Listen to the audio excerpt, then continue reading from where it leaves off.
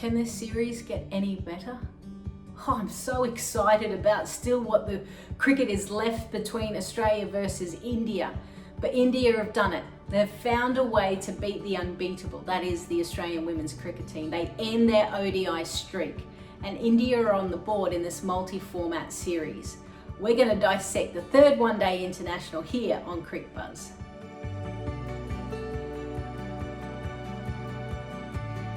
India finally got to do what they wanted to do, which is chase, but Mithali Raj didn't win the toss. It was Meg Lanning that won and decided to bat first. And they would be probably a little bit disappointed that they didn't score more runs than what they would have liked to. 264 for 9. And just when a couple of the Australian players were going, they found a way to get out. Elisa Healy run out at the non-strikers end for 35. Beth Mooney again, very good, 52. Ashley Gardner, 67. Talia McGrath, 47. But for India, it was their bowlers that kept chipping away. Julian Goswami, Meghna Singh, nice little partnership there. Goswami obviously getting Lanning for a duck. That's a rare feat in itself. And then you've got Pooja Vastrika picking up 3 for. So she's starting to become a little bit of a handful when it comes to this one-day format. Everyone played their role, which was perfect. As for India's chase, well, they needed their openers to start off well, and they did exactly that. Shafali Verma this time going on. But what a hand did Yastika Bhatia play.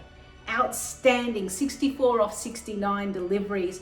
And then whilst Richa Ghosh was promoted to 4 and then Mithali Raj played a strange shot at 5, they were able to have partnerships with Dipti Sharma and the person that they brought into the team for this third ODI, Sneh Rana. What a hand, 30 off 27, 5 boundaries. Took the risks to make sure she got the job done. And then it was Julian Goswami, player of the match, that was able to finish it off with a lusty blow down the ground.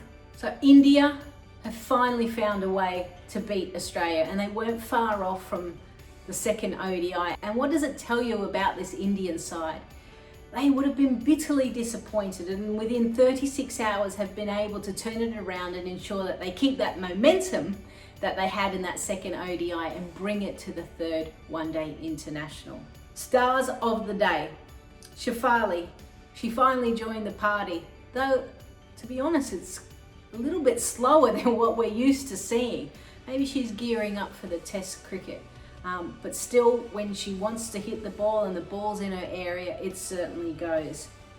The player that I told you guys to watch, Pooja Vastrika, she looked good, didn't she? 3 for. Excellent again in the field, and then also provided a few little runs as well. But certainly, I'm enjoying watching her bowl. I hope her body stays strong because she's a real asset to this Indian side. Julian Goswami. She is the most experienced player, 38 years of age. She's running around, fielding, hitting the winning runs.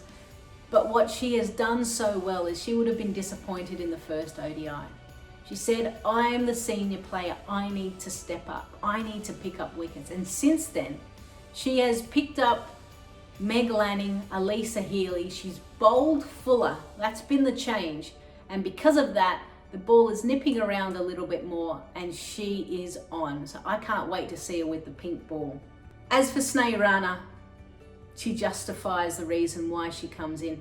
When she came in that England series, it almost looked like a different Indian team. There seems to be a real belief now that the lower order can get you the runs.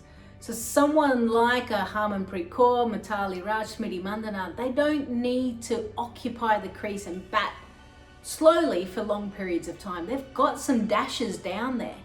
That bodes well for this Indian team. The disappointment for this team, unfortunately, is still their fielding. 3 run-outs, a couple of catches, sloppy in the field. I think they would have given away 20, 30, maybe even more runs than that. You cannot give this Australian team and these type of players opportunity. And when it comes to the test arena, it has to improve. So if anything, the players should actually spend a bit more time on their fielding. We were witnessing a chase, and the best player to chase is actually Mithali Raj.